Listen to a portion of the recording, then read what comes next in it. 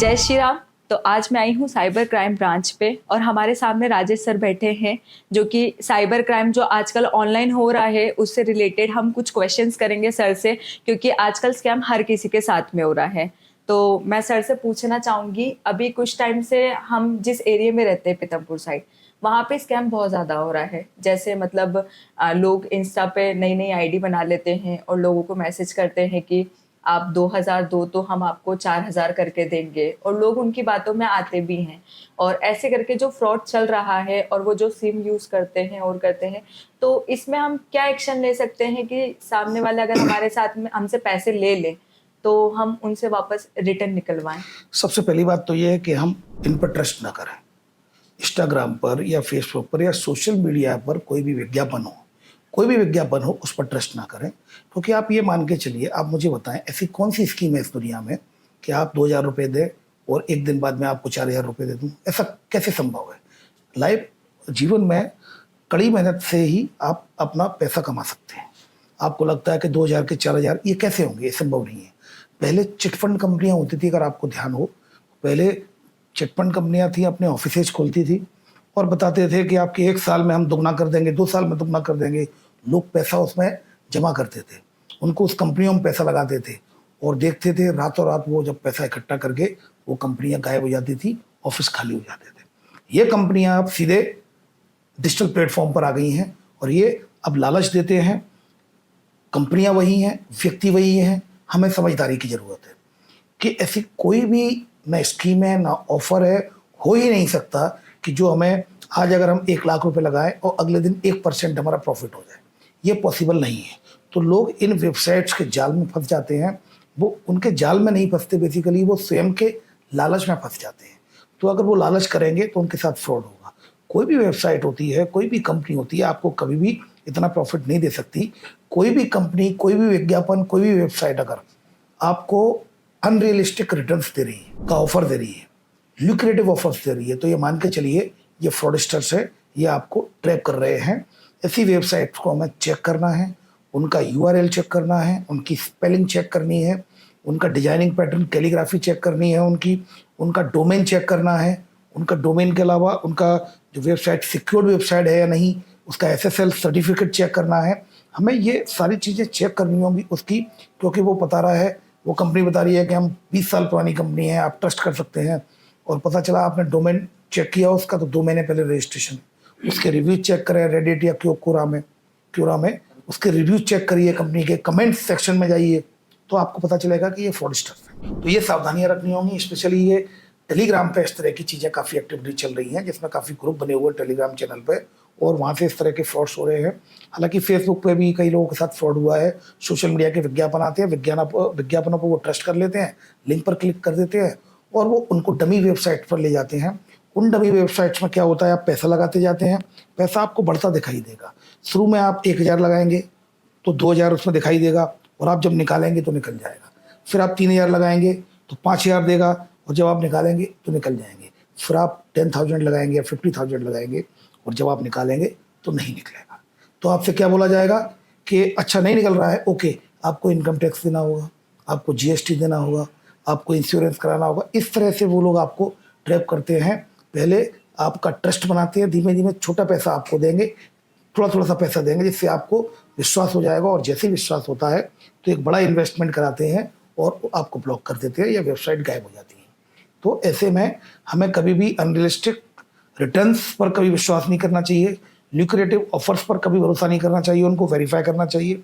और सबसे इम्पोर्टेंट ये है कि सोशल मीडिया के जितने भी विज्ञापन आते हैं इस तरह के, वो कहीं ना कहीं फैब्रिकेटेड होते हैं और साइबर फ्रॉडस्टर्स के द्वारा भेजे जाते हैं। तो इन पर हमें आसानी से ट्रस्ट नहीं करना चाहिए।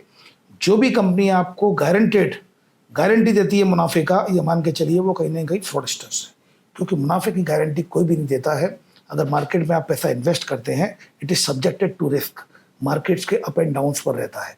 और कोई व्यक्ति आपसे बोल रहा है कि मुनाफे की 100% गारंटी, इट मीन्स वो साइबर फ्रॉडस्टर है। वो आपको लालच दे रहा है, जिससे आप लालच में ट्रैप हो जाए और आपके साथ फ्रॉड कर ले। ओके। अभी रिसेंट में मतलब मेरे साथ में है क्रिएटर, उनका फेसबुक अकाउंट हैक हो गया था। उनके लगभग 4 साढ़े 4 लाख फॉलोअर्स समथिंग कुछ थे।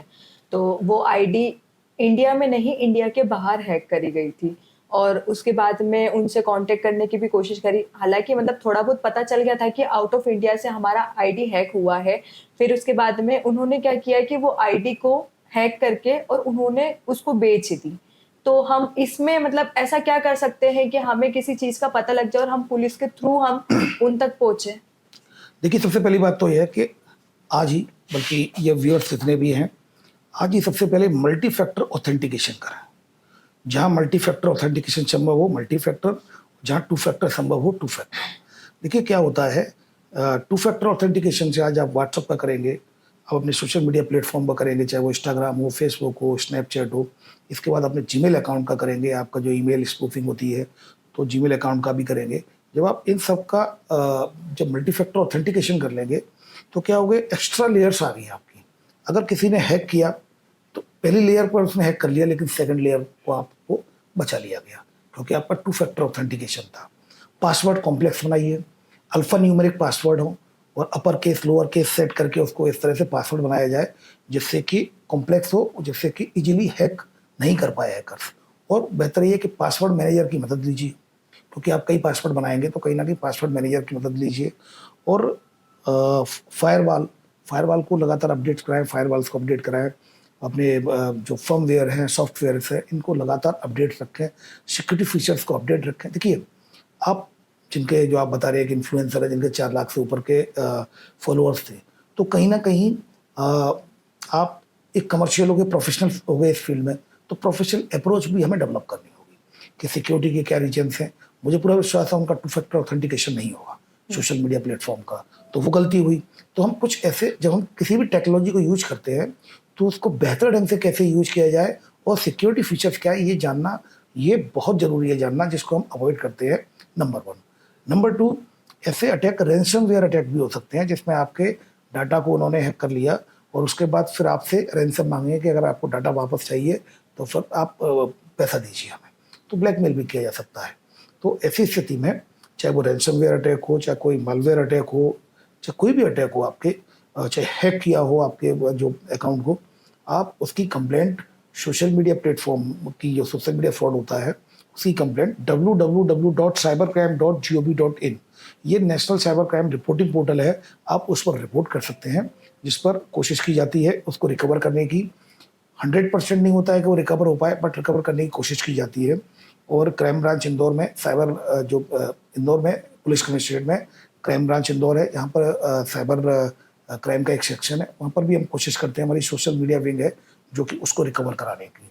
तो जो मैंने आपको मेजर्स बताए हैं सिक्योरिटी मेजर, वो सभी इन्फ्लुएंसर और सभी जो सोशल मीडिया यूजर्स हैं जो कि स्मार्टफोन करते हैं, तो उनको एज ए स्मार्ट यूजर्स इन सबको अपडेट करना चाहिए।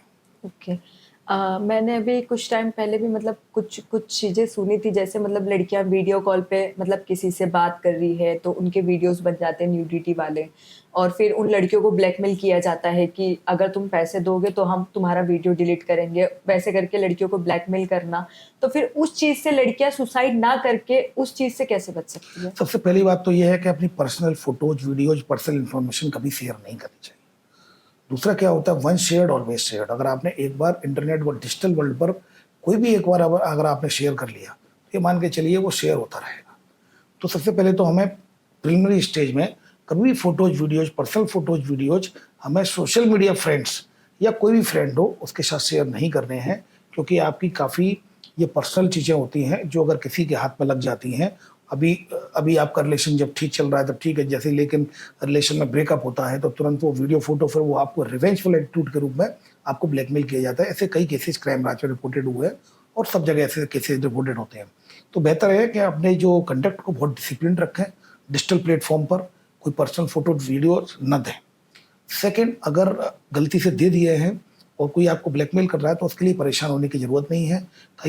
कई लोगों को लगता है, कई फीमेल्स को लगता है कि हमारे घर पे पता चल जाएगा, तो मैं इस 1-to-1 के माध्यम से बताना चाहूँगा कि आप बिल्कुल निश्चिंत रहें। अगर आप जो कि लीगली हैं, आप एडल्ट हैं, 18 ईयर्स ऑफ एज है आपकी, उससे बड़े हैं, तो आपकी ना फैमिली, आपको लगता है फैमिली से शेयर ना किया जाए, वर्किंग प्लेस पर शेयर नहीं किया जाए, कॉलेज में टीचर से शेयर नहीं किया जाए, तो कहीं भी शेयर नहीं किया जाएगा।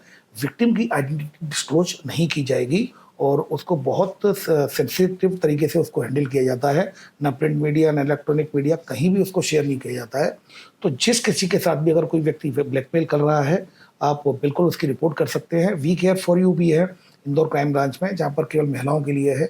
जो महिलाएं अपनी कंप्लेंट कर सकती हैं जिसमें कोई अननोन कॉल आ रहा है, उनको परेशान कर रहा है, या वीडियो कॉल, जो वीडियो फोटो उनके पास है, तो ऐसी स्थिति में वो रिपोर्ट कर सकते हैं। और उनका नंबर भी है वी केयर फॉर यू का 7049124444। और सबसे इम्पोर्टेंट ये है कि आप जब भी कंप्लेंट करते हैं वो एनोनिमसली भी कंप्लेंट कर सकते हैं। जो एनसीआरपी का रिपोर्टिंग पोर्टल है, वहाँ पर भी कंप्लेंट कर सकते हैं। Remember, sharing is caring. अगर आप शेयर करेंगे तो निश्चित रूप से आपकी समस्या का समाधान किया जाएगा। ओके, तो सर मेरा लास्ट क्वेश्चन ये है कि एआई का यूज़ बहुत ज़्यादा हो रहा है इंडिया में, इंडिया के बाहर भी। तो मैं ऐसा पूछना चाहूँगी कि जो एआई का यूज़ हो रहा है वो हम अच्छे काम के लिए यूज़ करते हैं, बट बहुत से लोगों ने एआई का बहुत गंदा यूज़ भी किया है, जैसे मतलब वीडियोस बनाना, उनमें मतलब उल्टी सीधी चीज़ें करना। तो क्या हम उस चीज़ को बंद नहीं कर सकते क्या? देखिए क्या होता है, टेक्नोलॉजी होती है, टेक्नोलॉजी के साथ पॉजिटिव्स और नेगेटिव सारे आते हैं। हम किसी का अगर वीडियो बना सकते हैं उससे, तो फिर न्यूड भी कर सकते हैं उसको। वो विदाउट क्लॉथिंग रहेगी, वो डीप न्यूड रहता है, डीप फेक रहता है, तो किसी का भी डीप फेक बनाया जा सकता है। ऐसी स्थिति में ये डिपेंड करता है कि हम टेक्नोलॉजी किस तरह से यूज करें। टेक्नोलॉजी के जो ड्रॉबैक्स होते हैं उनके लिए भी हमें मेंटली प्रिपेयर रहना होगा। हमें ये तैयार रहना होगा कि इस तरह की फ्रॉड हो सकते हैं, इस तरह की घटनाएं हो सकती हैं। हमारी फ़ोटो वीडियो का मिसयूज किया जा सकता है, इसलिए पर्सनल फ़ोटोज़ वीडियोज़ अपने सोशल मीडिया प्लेटफॉर्म पर न डालें, जिससे कि वॉइस मॉड्यूलेशन, डीप फेक या डीप न्यूड का उपयोग करके आपकी फ़ोटो वीडियो बनाकर आपको ब्लैकमेल किया जाए। तो ऐसी स्थिति बनने ना दें। और हमेशा कोशिश करें कि अपने कम से कम personal information social media platform पर शेयर करें। अब एआई जनरेटेड जो स्कैम होंगे, वो अब आगे चल के किस तरह से प्रॉब्लम्स आएंगी, वो सब एक अलग बात है। बट सर्टेनली हमें अपनी personal photo video information share नहीं करनी है। अगर उसके बाद भी कोई डीप फेक, डीप न्यूड का कोई अगर हमें वो बना भी लेता है कोई फोटो वीडियो, तो उसकी इमीडिएटली रिपोर्ट करनी है, उससे ब्लैकमेल नहीं होना है। और हमें अपनी सारी सोशल मीडिया प्लेटफॉर्म जितने भी प्रोफाइल्स हैं उन सभी को पब्लिक ना करते हुए प्राइवेट करना है, जिससे कि सभी लोग उसका एक्सेस नहीं ले पाए। Thank you so much sir. तो आप सब भी स्कैम होने से बचिए। बाकी तो सर ने हर चीज़ बताई है। अगर आप लोगों को भी कोई भी तकलीफ हो तो कांटेक्ट ज़रूर करें। Thank you. जय श्री राम। Thank you.